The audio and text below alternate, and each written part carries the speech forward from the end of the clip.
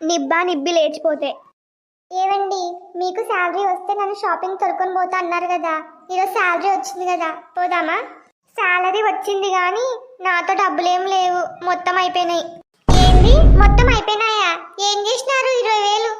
ఏం చేయడం ఏంది, ఇంటి రెంట్కే 10,000 కట్టాలి, నా బైక్ ఈఎంఐ 3,000, నీ ఫోన్ నా ఫోన్ రీఛార్జ్ కలిపి 1,000 రూపాయలు, నా బైక్ పెట్రోల్కి 1,000 రూపాయలు. సరే, ఇంకా 5,000 ఉంటాయి కదా.